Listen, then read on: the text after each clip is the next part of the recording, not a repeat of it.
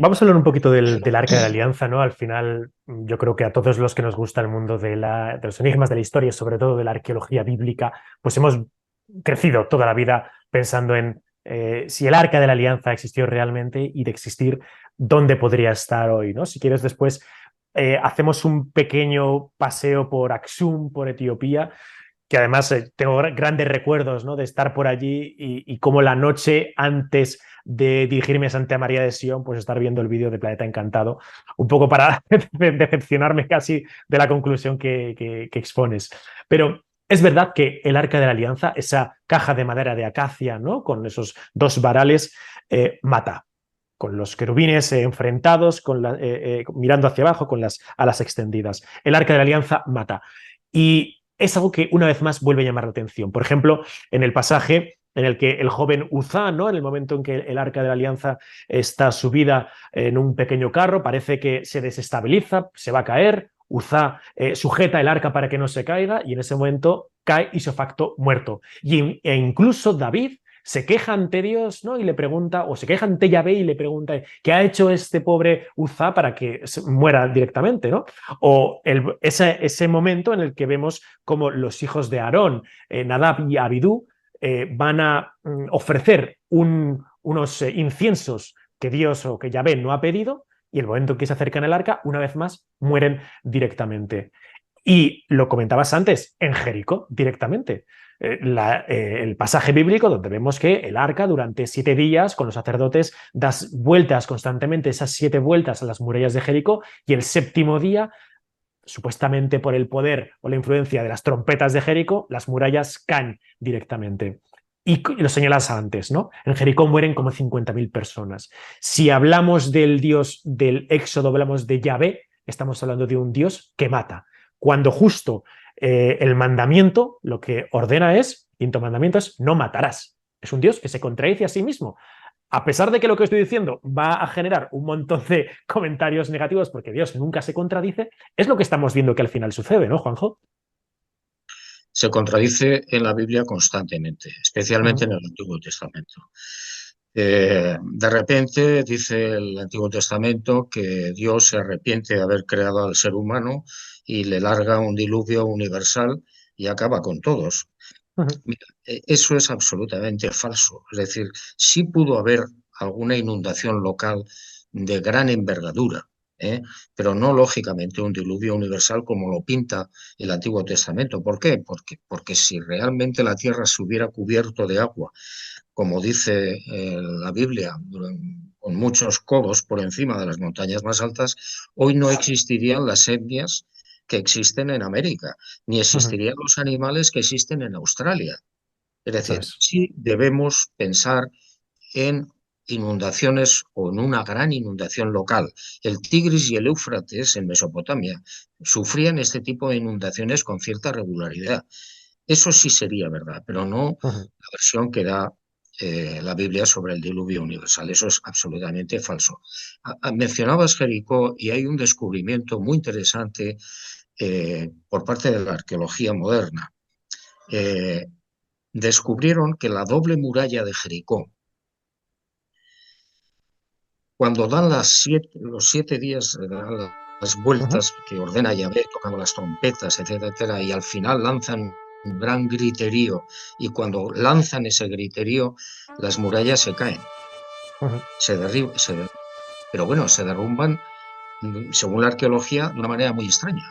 Uh El -huh. muro exterior cae hacia afuera y el muro interior se precipita hacia la ciudad. Esto solamente se puede conseguir con explosivos. Ostras. Por tanto, ¿de qué estamos hablando?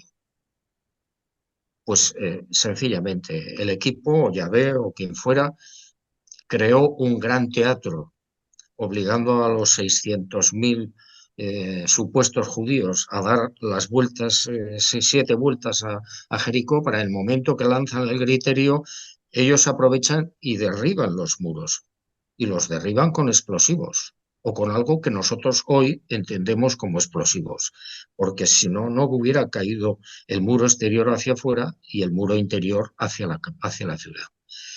Mm, bueno, el arca es otra historia verdaderamente interesante. a mí me ha fascinado desde el principio. Se supone, por todo lo que cuenta el Antiguo Testamento y por lo que tú estabas comentando muy bien, que podría ser un transmisor con una carga eléctrica muy importante, no sabemos cómo ni de qué manera, que provoca efectivamente la muerte de Usa cuando trata de que no caiga el arca al suelo, porque había habido un problema con el carro, ¿no? Con los bueyes Ujú, y con los otros que entran con el incienso exactamente igual. Pero además pasa una cosa. El equipo tenía que estar pendiente absolutamente de todo lo que pasaba en el campamento, incluido el que entraran dos señores con un incienso no autorizado, que a fin de cuentas pues tampoco tiene mayor importancia, que fuera incienso de no sé dónde a incienso de no sé qué, y sin ujú. embargo los mata. Eso quiere decir que estaban muy pendientes, tenían la tecnología capaz y suficiente para saber lo que estaban hablando, pensando y maniobrando. En definitiva, definitivas cuentas, el arca sería un transmisor Ujú. para que Moisés y los sacerdotes en momentos muy determinados pudieran establecer contacto con ese equipo, sin necesidad de contacto físico. Ujú. Vamos a hablar un poco del instante que no sé si es casualidad o no, ahora me comentarás, ¿no? Lo que está aquí representado, que parece que vemos el Arca de la Alianza abierta y algo está emergiendo de ella, ¿no?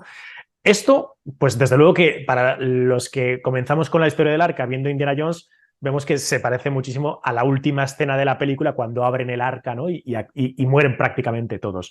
Pero claro, cuando cogemos el Antiguo Testamento nos damos cuenta de que este es un hecho real que narra así el Antiguo Testamento, ¿no? Y viene referido a ese momento en que tras la batalla de, creo es Eber Zemer, los filisteos se hacen con el arca de la alianza, se la roban a los judíos y vemos que la colocan justo en el templo principal donde está la estatua de, creo que es Asdod, puede ser, No, me quiere sonar, ¿no? Sí. Ujú. el dios no. Y No. exacto, el dios Dagon, exacto. Y vemos que la primera noche la estatua está postrada al lado del arca, prácticamente en el suelo, que después de varios días caen una lluvia de epidemias, ¿no? Y de problemas para todos los filisteos, que los filisteos al final lo que acaban diciendo es, bueno, montamos el arca en un carro tirado por bueyes y que Dios os guíe, ¿no?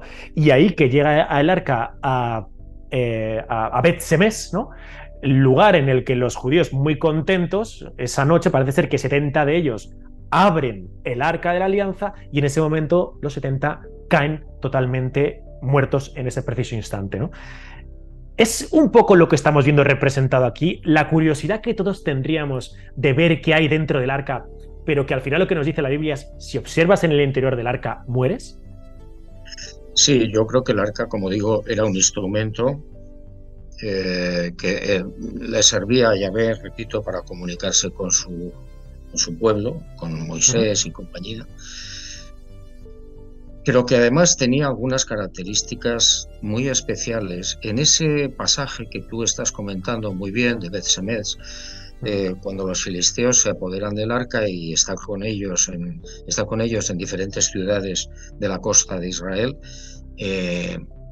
mucha gente empieza a padecer tumores, miles de tumores que, bueno, pues que terminan con la vida de mucha gente. ¿Por qué se producen los tumores?